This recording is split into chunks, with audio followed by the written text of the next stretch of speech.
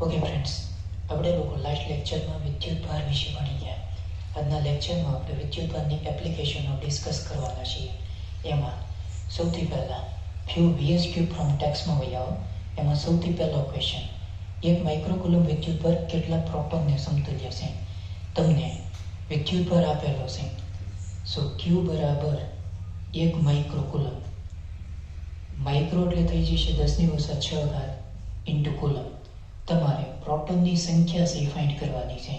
આપણી આગળ સૂત્ર છે એવરીબડી નોઝ Q બરાબર NE. અહીંથી તમે n ને સબ્જેક્ટ બનાવો એટલે n બરાબર Q/E. Q એટલે 10⁻⁶ કુલમ. E તમને ખ્યાલ છે 1.6 ગુણ્યા 10⁻19 કુલમ. અધરવાઇઝ આનું તમે સાદું રૂપ આપશો એટલે આન્સર આવશે 6.25 ગુણ્યા 10⁻12 પ્રોટોન. 1 માઇક્રોકુલમ વિદ્યુતભાર હોય એમાં પ્રોટોનની સંખ્યા 6.25 ગુણ્યા 10⁻12 પ્રોટોન થશે. સો બેઝિક આખો આઈડિયા છે. ત્યાર પછીનો ક્વેશ્ચન નંબર 2 જુઓ. સમાન ત્રિજ્યાવાળા બે સુવાહક ગોળાઓ પૈકી એક ગોળા પર 1000 ઇલેક્ટ્રોન જેટલો વિદ્યુતભાર અને બીજા ગોળા પર 600 પ્રોટોન જેટલો વિદ્યુતભાર છે. બંને ગોળાને તાંબાના તાર વડે સંપર્કમાં લાવ્યા બાદ દરેક ગોળા પર કેટલો વિદ્યુતભાર હશે? અહીંયા આગળ બે સુવાહક ગોળાઓ છે. સપોઝ આ પહેલો ગોળો, અહીંયા આગળ બીજો ગોળો. આ બે ગોળાની ત્રિજ્યા અને કદ સમાન છે. હવે એક ગોળા પર 1000 ઇલેક્ટ્રોન છે. ઇલેક્ટ્રોન ઉપરનો જે વિદ્યુતભાર આવશે એ નેગેટિવ આવશે અને બીજા ગોળા પર 600 પ્રોટોન છે. પ્રોટોન ઉપરનો વિદ્યુતભાર C+ આવશે. ડન. આ બે ગોળાઓને કોઈ તાંબાના તાર વડે આ રીતે આપણે કનેક્શન કરીએ તો કુલ વિદ્યુતભાર કેટલો આવશે? સો Q ઇઝ ઇક્વલ ટુ આ ગોળા ઉપરનો વિદ્યુતભાર વત્તા આ ગોળા ઉપરનો વિદ્યુતભાર થશે. સો આ ગોળા ઉપરનો વિદ્યુતભાર છે માઇનસ 1000 E અને આ ગોળા ઉપરનો વિદ્યુતભાર છે પ્લસ 600 E. આનું તમે સાદું રૂપ આપશો એટલે 1000 માંથી 600 જશે એટલે એ આવશે માઇનસ 400 E. તો કુલ વિદ્યુતભાર આપણને મળશે માઇનસ 400 અને E તમને ખ્યાલ છે 1.6 ગુણ્યા 10⁻19 કુલમ.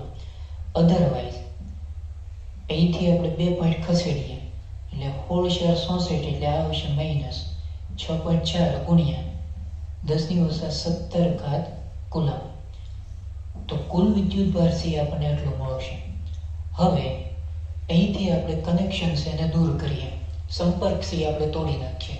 સંપર્ક તોડશો એટલે બે ગોળા ઉપર સમાન વિદ્યુતભાર છે એ વિતરિત થશે. કારણ કે આ બે ગોળાઓ છે એની રેડિયસ સમાન છે, કદ સમાન છે. તો આ ગોળા ઉપર હવે કેટલો વિદ્યુતભાર આવશે? નોર્મલી કુલ વિદ્યુતભાર એટલો છે, સો એનો અડધો કરવો પડશે. એટલે આના ઉપર વિદ્યુતભાર આવશે માઇનસ 3.2 ગુણ્યા 10⁻17 કુલમ. એવી જ રીતે આના ઉપરનો વિદ્યુતભાર આવશે માઇનસ 3.2 ગુણ્યા 10⁻17 કુલમ. ડન. સંપર્ક તમે દૂર કરશો ત્યાર પછીનો વિદ્યુતભાર આપણને એટલો મળશે બે ગોળા ઉપરનો. ડન. સો બેઝિક આખો આઈડિયા છે, એકદમ સિમ્પલ આખો આઈડિયા છે એ કહી શકાય. ત્યાર પછી ક્વેશ્ચન નંબર 12 જો.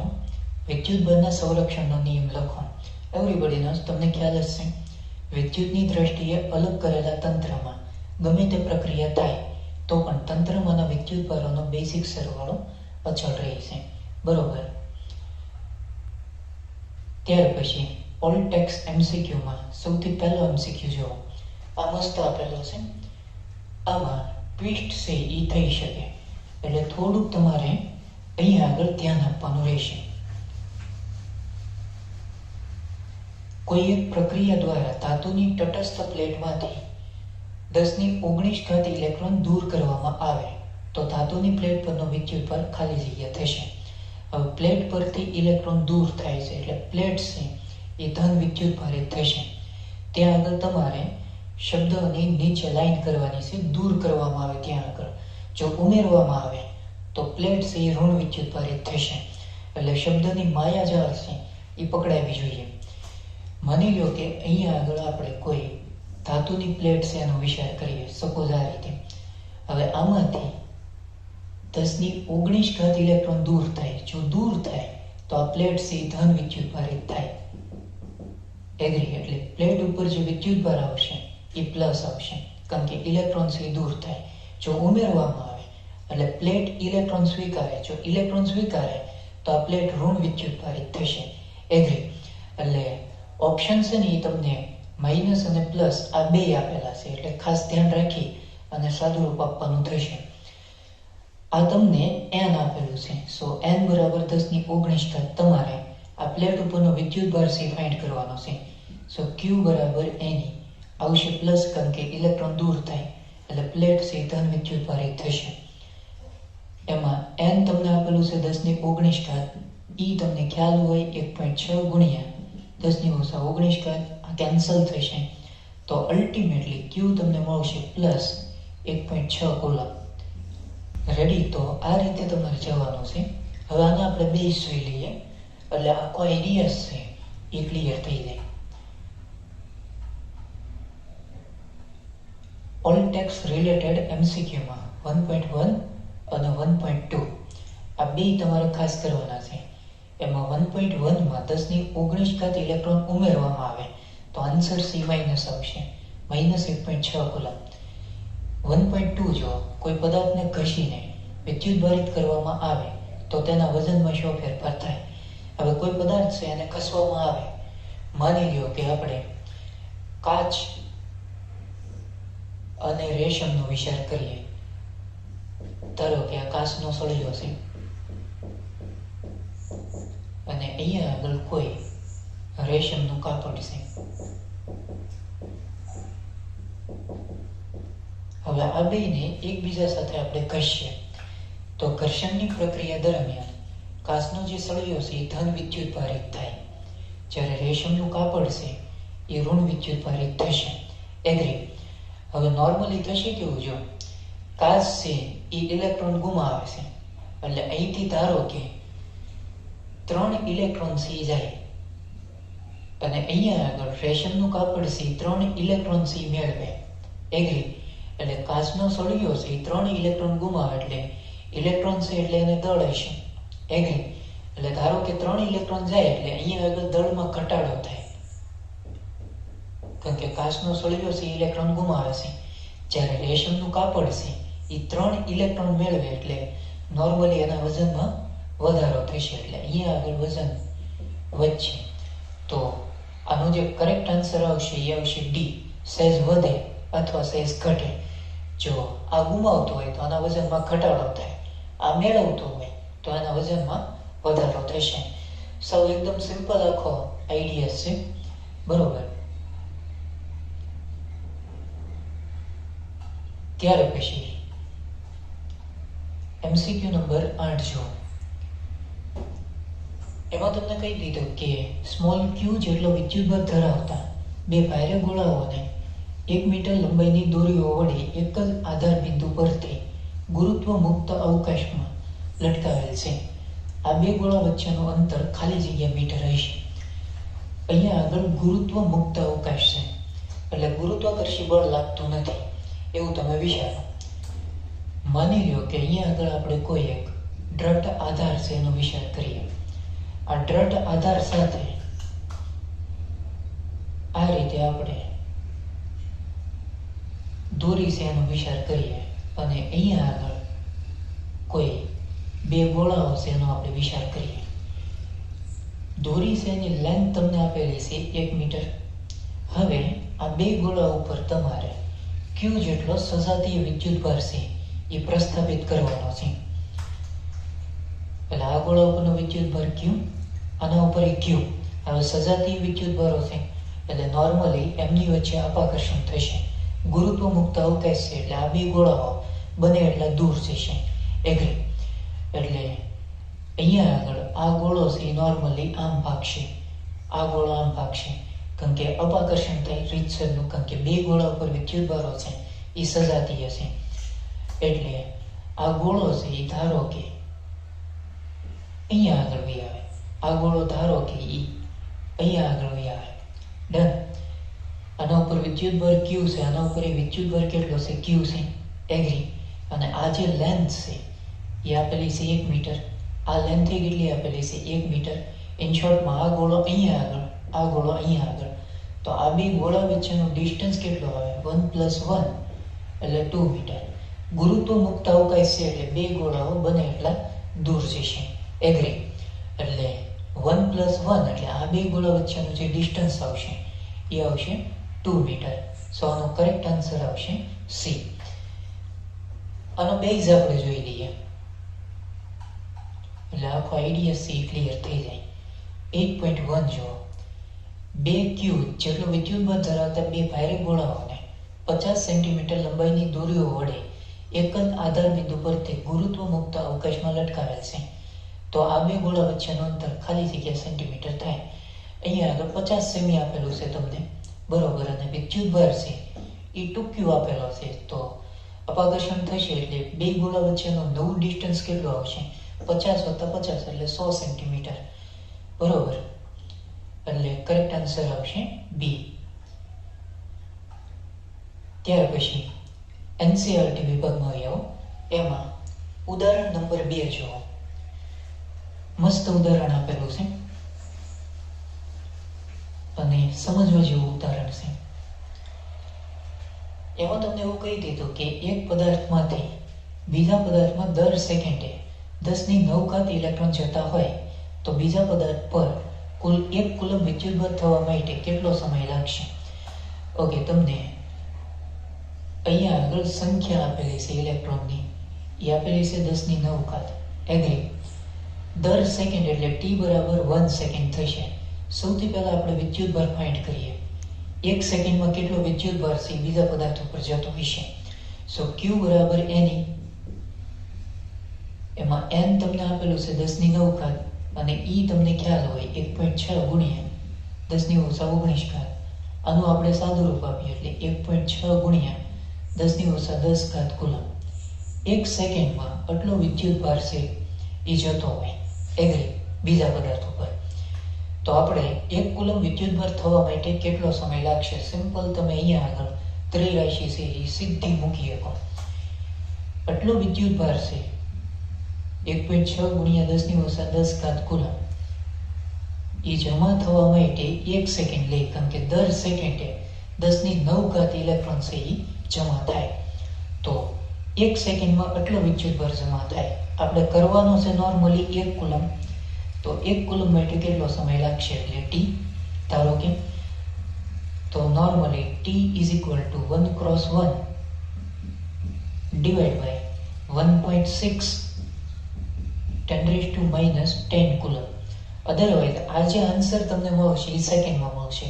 તમારે જો વર્ષમાં કન્વર્ટ કરવું હોય તો 1 વર્ષ એટલે 365 દિવસ અને 1 દિવસની અંદર 24 કલાક આવે અને 1 કલાકમાં 3700 સેકન્ડ આવે. એગ્રી. આમ તમે કરશો એટલે તમને આન્સર છે એ વર્ષમાં મળશે. નિયર અબાઉટ તમને સમય જે મળશે એ 198 વર્ષ થશે. એટલે તમને કઈ ખ્યાલ આવે છે? 1 કુલમ વિદ્યુતભાર જમા થવા માટે 198 વર્ષ થાય, બરોબર. સામાન્ય રીતે અત્યારે આ જમાનામાં માણસ છે એની ઉંમર કેટલી છે? 70 થી 80 વર્ષ. અને બહુ વધીને ઘરનું ખાવા પીવાનું હોય અને સારું હોય તો એ સદી ફટકારી શકે. અહીંયા આગળ 198 વર્ષ થાય એટલે તમારે એક જિંદગી વહી જાય આખી, બરોબર. તમારા છોકરાને પછી આ કામ આપવું પડે કે ભાઈ 1 કુલમ જમા થવા માટે 198 વર્ષ થાય એટલે 100 વર્ષ સુધી હું કામ કરું અને 98 વર્ષ સુધી તારે કામ કરવાનું. ત્યારે બીજા પદાર્થ ઉપર 1 કુલમ જેટલો વિદ્યુતભાર છે એ જમા થાય. એગ્રી. એટલે 1 કુલમ છે, આ જે કુલમ એકમ છે એ ખૂબ મોટો એકમ છે, બરોબર. અહીંયા આગળ તમે જોઈ શકો કે 1 કુલમ વિદ્યુતભાર કરવા માટે નિયર અબાઉટ 198 વર્ષ થાય. તો આ આંકડો છે કુલમ એ બહુ મોટો છે એટલે આપણે મોટાભાગના કેસની અંદર માઇક્રો કુલમ પછી નેનો કુલમ આવા આપણે એકમો છે એ ડિસ્કસ કરતા હોઈએ, બરોબર. સો બેઝિક આખો આઈડિયા છે, સિમ્પલ છે. ડન. ત્યાર પછી ઉદાહરણ નંબર 3 જો આ પણ મસ્ત આપેલું છે. એમાં તમને કહી દીધું કે એક પ્યાલા પાણીમાં કેટલા ધન અને ઋણ વિદ્યુતભાર હોય છે. અહીંયા આગળ પાણી છે, પાણી એટલે H2O. અહીંયા આગળ પ્યાલો આપેલો છે, એનું દળ તમારે લેવાનું છે 250 ગ્રામ. એટલું પાણી તમારે લેવાનું છે, બરોબર? એટલે માની લો કે અહીંયા આગળ આપણે આ રીતે કોઈ પ્યાલાનો વિચાર કરીએ અને આ રીતે આપણે પાણી છે એ પ્યાલાની અંદર ભરી દઈએ. તો આ પ્યાલાની અંદર પાણી છે એ 250 ગ્રામ તમારે લેવાનું છે. એગ્રી? હવે પાણી એટલે નોર્મલી થશે H2O. લો ડન. તો પાણીની અંદર કેટલા પ્રોટોન હોય અને કેટલા ઇલેક્ટ્રોન હોય એ તમને આવડે નોર્મલી. અહીંયા આગળ હાઇડ્રોજન છે, એના 2 અણુઓ છે. ડન. હાઇડ્રોજન એટલે આમ લખાય 1s1. એમાં આ જે છે એ પ્રોટોન અથવા ઇલેક્ટ્રોનની સંખ્યા બતાવે. ડન. અને આ જે છે એ પરમાણુ દળાંક બતાવે. અને અહીંયા આગળ ઓક્સિજન છે એ આવશે 8O16 આ રીતે. તો ઓક્સિજનમાં 8 ઇલેક્ટ્રોન અને 8 પ્રોટોન હોય, એનો પરમાણુ દળાંક છે એ 16 છે. એગ્રી? અહીંયા આગળ હાઇડ્રોજનના 2 છે એટલે તમારે આમ લખવું પડે 1s1. તો અહીંયા આગળ ટોટલ પ્રોટોન અને ઇલેક્ટ્રોનની સંખ્યા કેટલી આવશે? 1 + 1 + 8 એટલે નોર્મલી 10 પ્રોટોન આવશે અને 10 ઇલેક્ટ્રોન આવશે. ઇલેક્ટ્રોનનો વિદ્યુતભાર નેગેટિવ છે એટલે -10 E મારે લખવું પડશે. એગ્રી? તો આ તમને H2O માં પ્રોટોન અને ઇલેક્ટ્રોનની સંખ્યા મળેਗੀ. નોર્મલી પ્રોટોન અને ઇલેક્ટ્રોનની સંખ્યા સમાન છે એટલે બેમાંથી કોઈ એકનો વિદ્યુતભાર તમારે ફાઇન્ડ કરવાનો રહેશે, કારણ કે વિદ્યુતભાર એ સમાન આવશે, કારણ કે પ્રોટોન ઇલેક્ટ્રોનની સંખ્યા કેવી છે? સમાન છે. એગ્રી? હવે આ દાખલો સોલ્વ કઈ રીતે તમે કરશો? અહીંયા આગળ તમે ચેક કરવા જઈશો તો પાણી છે એનો પરમાણુ દળાંક કેટલું આવશે? 16 + 1 + 1 એટલે 18 ગ્રામ પાણી શું? એગ્રી? તો સિમ્પલ અહીંયા આગળ તમે ત્રિરાશિ આ રીતે મૂકી શકો. 18 ગ્રામ પાણીમાં સંખ્યા કેટલી આવશે? 6.023 10⁻23 લે. મોલનો આખો આઈડિયા સી ડિસ્કસ કરવો પડે. અહીંયા આગળ પ્યાલામાં પાણી છે એનું દળ કેટલું આપેલું છે? 250 ગ્રામ. તો એમાં સંખ્યા કેટલી? આને આપણે કેપિટલ N કહી દઈએ. તો કેપિટલ N બરાબર 250 ગુણ્યા 6.023 ગુણ્યા 10⁻23 અપોન 18 ગ્રામ થશે. એગ્રી? તો આ તમને H2O માં સંખ્યા મળશે અણુઓની. એગ્રી? એક H2O હોય તો એની અંદર સંખ્યા તમને ટોટલ એટલી મળશે. ક્લિયર? આપણે વિદ્યુતભાર છે ફાઇન્ડ કરવાનો છે. તો Q બરાબર Ne તમે સીધું સૂત્ર યુઝ કરી શકો. સો Q = Ne. એક ઇલેક્ટ્રોન હોય તો Q બરાબર Ne થશે. અહીંયા આગળ ટોટલ કેટલા ઇલેક્ટ્રોન છે? 10 ઇલેક્ટ્રોન છે અને 10 પ્રોટોન છે. તો એક પ્રોટોન માટે Ne વિદ્યુતભાર આવે તો 10 પ્રોટોન માટે કેટલો આવશે? 10 Ne થઈ જશે. એગ્રી? એમાં n તમારી આગળ સિવાય એ છે 250 ગુણ્યા 6.023 ગુણ્યા 10⁻23 છેદમાં 18. પછી ઈ તમને ખ્યાલ હોય એ આવશે 1.6 ગુણ્યા 10⁻19 અને ઇન્ટુ 10 કરવું પડે. એટલે અહીંયા આગળ હું 10 કરી નાખું. = આ આવી ગયો Q. અધરવાઇઝ તમે આનું સાદું રૂપ આપશો એટલે તમને ટોટલ પ્રોટોન છે એના ઉપરનો વિદ્યુતભાર છે મળી જશે. એ તમને મળશે Q બરાબર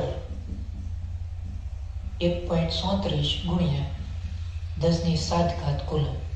આ પ્રોટોન ઉપરનો વિદ્યુતભાર મળ્યો. એટલો જ વિદ્યુતભાર છે એ ઇલેક્ટ્રોન ઉપરનો મળશે, પણ ઇલેક્ટ્રોન છે એ નેગેટિવ વિદ્યુતભાર ધરાવે એટલે એમાં આન્સર છે એ નેગેટિવ આવશે. બાકી બેયના મેગ્નિટ્યુડ એટલે કે મૂલ્ય છે એ સમાન આવશે. એગ્રી? સો બેઝિક આખો આઈડિયા છે, એકદમ સિમ્પલ આખો આઈડિયા છે એ કહી શકાય. ત્યાર પછી એનસીઈઆરટીનો સ્વાધ્યાયનો 100થો ન્યુમેરિકલ જો આ મસ્ત આપેલો છે.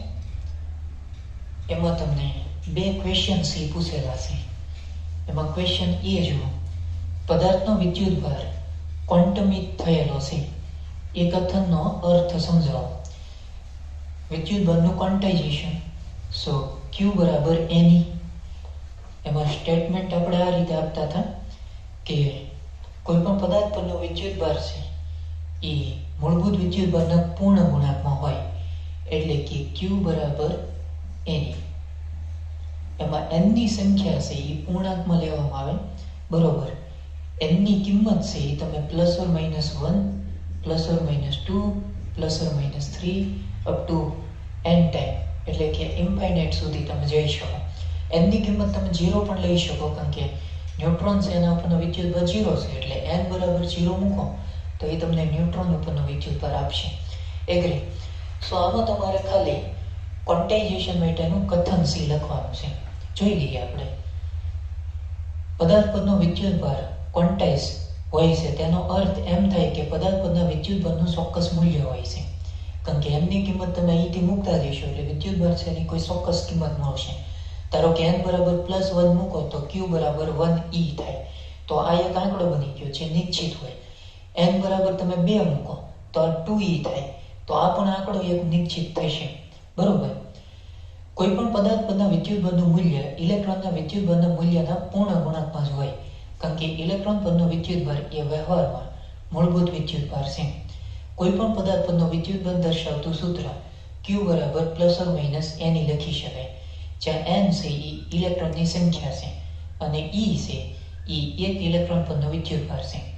ક્વોન્ટમીકરણ એટલે એક પદાર્થ પરથી બીજા પદાર્થ પર માત્ર પૂર્ણાંક સંખ્યાના ઇલેક્ટ્રોન જ ટ્રાન્સફર છે એ થઈ શકે, આયોજન કરી શકે.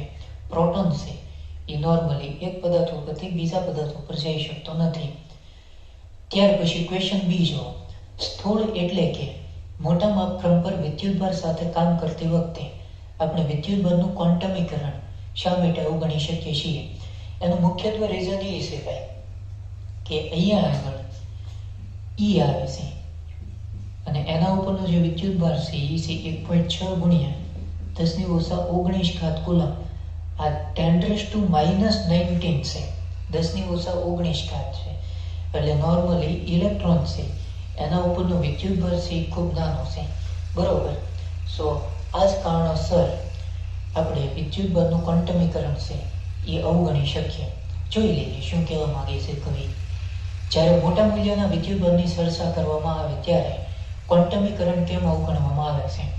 એનું કારણ છે એક ઇલેક્ટ્રોન પરના વિદ્યુતભારનું મૂલ્ય 1.6 ગુણ્યા 10⁻19 કુલમ છે, જે મોટા મૂલ્યની સાપેક્ષે ખૂબ જ સૂક્ષ્મ મૂલ્ય ધરાવે છે. એગ્રી? ત્યાર પછીનો એનસીઈઆરટીનો 5મો ન્યુમેરિકલ જો, જ્યારે કાચના સળિયાને રેશમી કાપડ સાથે ઘસવામાં આવે છે ત્યારે વિદ્યુતભાર બંને પર દેખા દે છે. આવી ઘટના પદાર્થોની અન્ય જોડીઓ માટે પણ જણાય છે. વિદ્યુતભાર સંરક્ષણના નિયમ સાથે આ બાબત કેવી રીતે સુસંગત છે તે સમજાવો.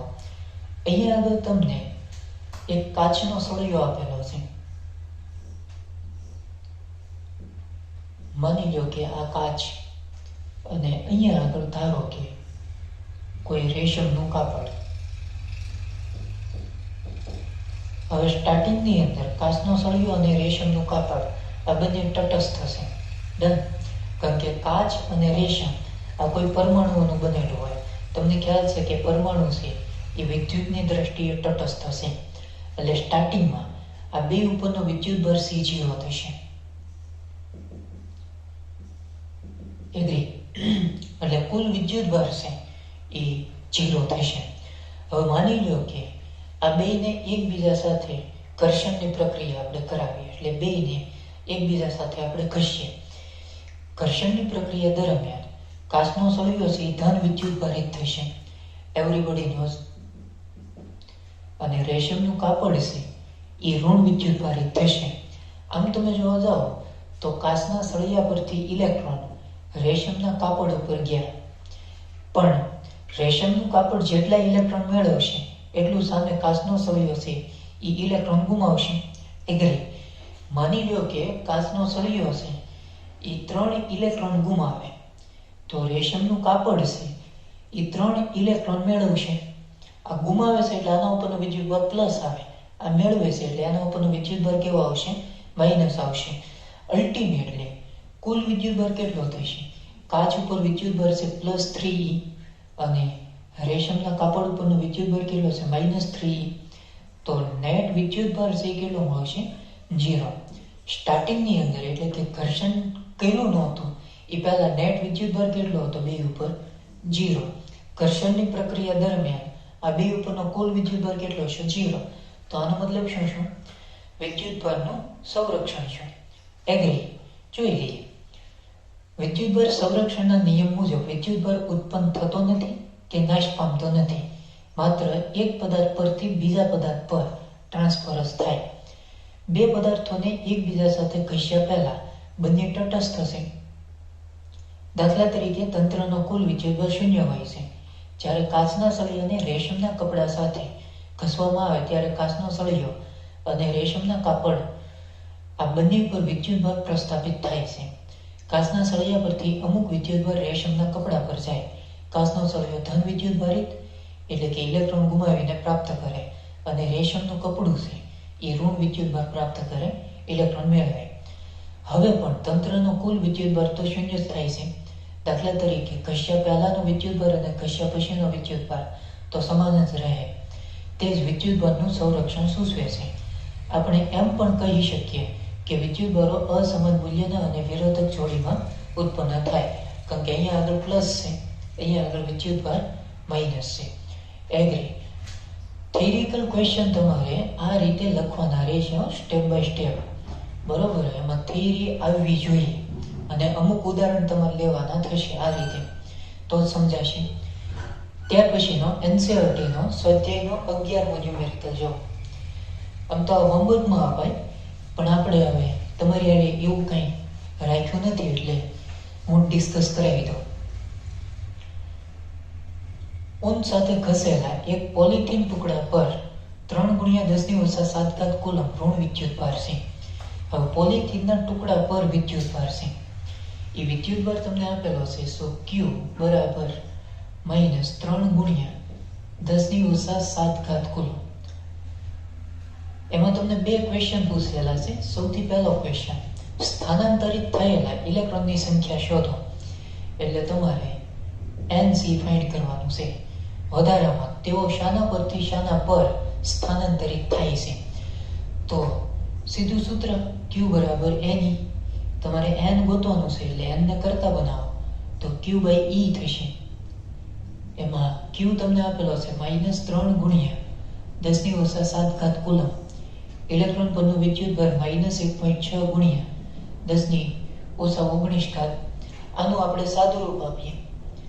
એટલે સાદું રૂપ તમે આપશો એટલે આન્સર છે એ નિયર અબાઉટ આવશે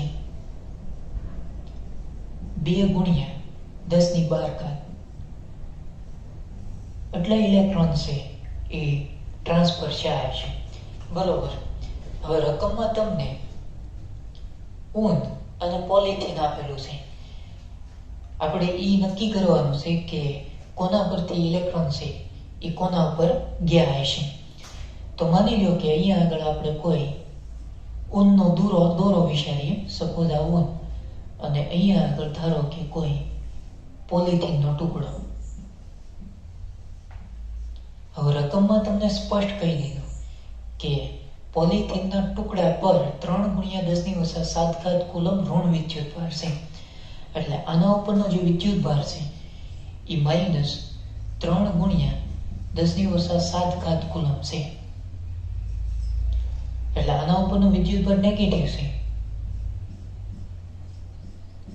તો આનો સીધો સાદો અર્થ એવો છે કે ઊન છે એ ફરજિયાત ધન વિદ્યુતભારિત હોવી જોઈએ, કારણ કે આ બેને એકબીજાના સંપર્કમાં લાવશો એટલે કે ઘર્ષણ કરાવશો તો પોલિથીન છે એ ઋણ વિદ્યુતભારિત થાય, તો ઊન છે એ ફરજિયાત ધન વિદ્યુતભારિત થવી જોઈએ.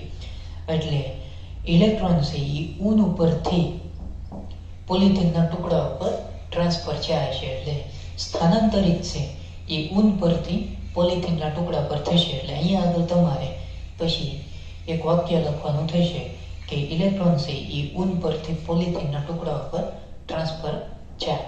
એગ્રી? ત્યાર પછી સેકન્ડ ક્વેશ્ચન, ઊનથી પોલિથીન તરફ દળનું કેટલું સ્થાનાંતર થયું હશે? હવે અહીંયા આગળ તમારે ત્રિરાશિ મૂકવી પડશે. નોર્મલી એક ઇલેક્ટ્રોન હોય તો એનું દળ તમને ખ્યાલ છે, એ છે 9.1 ગુણ્યા 10⁻31 kg. એગ્રી? તો તમે આ રીતે ત્રિરાશિ મૂકી શકો. એક ઇલેક્ટ્રોન હોય તો એનું દળ 9.1 ગુણ્યા 10⁻31 kg. ટોટલ અહીંયા આગળ કેટલા છે સંખ્યા? 2 ગુણ્યા 10⁻12 એટલા ઇલેક્ટ્રોન છે. એટલે 2 ગુણ્યા 10⁻12 ઇલેક્ટ્રોન હોય ત્યારે દળ કેટલું? સિમ્પલ. સો અહીંથી તમે સાદું રૂપ આપો એટલે શું આવશે? 2 ગુણ્યા 10⁻12 એને ગુણ્યા 9.1 ગુણ્યા 10⁻31 kg છેદમાં શું આવશે? નોર્મલી 1. અહીંયા ઈ અને અહીંયા ઈ તો કેન્સલ આઉટ થઈ જશે. એમ કરીને તમે આનું સાદું રૂપ આપશો એટલે તમને આન્સર મળશે નિયર અબાઉટ 9 દૂને 18, 18.2. અને આ કેટલી ઘાત આવશે? નોર્મલી 31 માંથી 12 જાય એટલે 18 ને 19 ઘાત તમને મળશે એટલા કેજી. ડન. તો સિમ્પલ આખો આઈડિયા છે. જોઈ લઈએ આપણે આન્સર એટલે ક્લિયર થાય. તો નિયર અબાઉટ આ 18.2 છે એ નિયર અબાઉટ તમે 20 લઈ શકો એટલે 20 ગુણ્યા 10⁻19 એટલે 1 પોઈન્ટ ખસેડીશું એટલે 2 ગુણ્યા 10⁻18 kg થશે. સો આટલું દળ છે એનું સ્થાનાંતરે થયું છે. ત્યાર પછીનો એનસીઈઆરટીનો 31મો ન્યુમેરિકલ. આમ તો આપણે થિયરીની અંદર ક્વાર્ક્સ વિશે ભણીએ.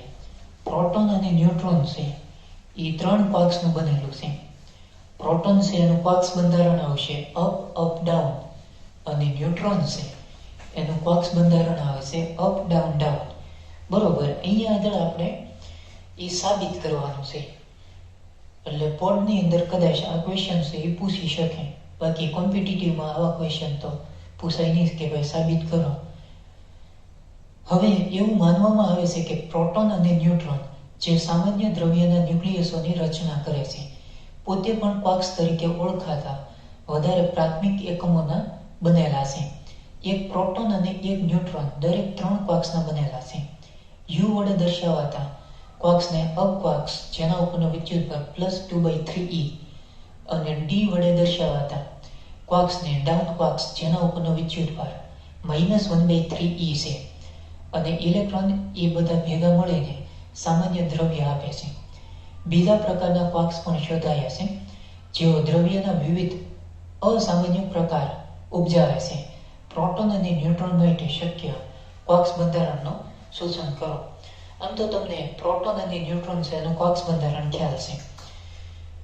પ્રોટોન છે એનું જે ક્વાર્ક્સ બંધારણ છે એ અપ અપ ડાઉન, અને ન્યુટ્રોન છે એનું ક્વાર્ક્સ બંધારણ અપ ડાઉન ડાઉન. બરોબર. આ તમારે મેળવવાનું છે. હવે આની મેથડ હું તમને શીખવાડું. એ પ્રમાણે તમારે જો બોર્ડની અંદર પૂછાય તો એ રીતે તમારે ગણવાનું થશે. સૌથી પહેલા આપણે પ્રોટોન ઉપરનો ક્વાર્ક્સ બંધારણ છે એ મેળવીએ. એગ્રી? પ્રોટોનનું ક્વાર્ક્સ બંધારણ એમાં આપણે ધારી લઈએ, ધારો કે અપ ક્વાર્ક્સ છે એમાં સંખ્યા એ જેટલી છે. હવે આ રીતે આપણે જવું પડશે. ડન. અને ડાઉન ક્વાર્ક્સ છે એમાં સંખ્યા તમારે લેવી પડે 3 - e, કારણ કે પ્રોટોન છે એ 3 ક્વાર્ક્સનું બનેલું છે. એમાં અપ ક્વાર્ક્સ ધારો કે એ હોય તો ડાઉનમાં 3 માંથી એ બાદ કરવા પડે, કારણ કે ટોટલ 3 ક્વાર્ક્સનું બનેલું છે. Up up down. એગ્રી? એટલે 3 - એ લખવું પડે. एग्री। कुल विद्युत भार આપણે લઈ લઈએ તો Q બરાબર અપવાક્ષમાં સંખ્યા છે E એનો વિદ્યુત ભાર Q બરાબર NE એમાં N એ આવશે અને E એ અપવાક્ષનો વિદ્યુત ભાર પ્લસ ડાઉન માટે સંખ્યા છે 3 માઈનસ E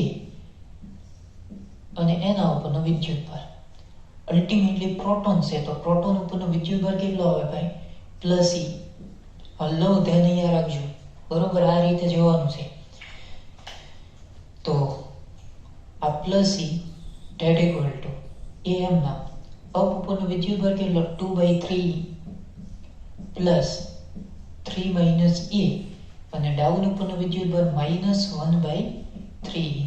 હવે આનું આપણે સાદું રૂપ આપીએ એટલે E બરાબર આવશે 2/3 EA પ્લસ માઈનસ માઈનસ 3/3 એટલે E કેન્સલ એટલે E આવશે minus E minus minus plus એટલે આવશે AE/3 આ 2/3 અને આ 1/3 એટલે 2/3 વત્તા 1/3 એટલે 3/3 એટલે 1 થઈ જશે તો અલ્ટિમેટલી આ કેટલું આવશે EA માઈનસ E આ માઈનસ E આ બાજુ આવે એટલે પ્લસ E એટલે E પ્લસ E એટલે 2E that equal to EA EE cancel એટલે A બરાબર 2। એ શું બતાવે છે અપવાક્ષની સંખ્યા એટલે અપવાક્ષ છે એ તમને કેટલા મળશે 2 અને ડાઉન તમારે ફાઇન્ડ કરવું હોય તો આ A ની કિંમત અહીંયા મૂકો એટલે 3 માઈનસ 2 કરશો એટલે એ કેટલો આવશે 1 એટલે 2 અપવાક્ષ અને 1 ડાઉન ક્વાક્ષ એગ્રી તો એનું બંધારણ આ થશે। એવી જ રીતે ન્યુટ્રોન માટે વિચારો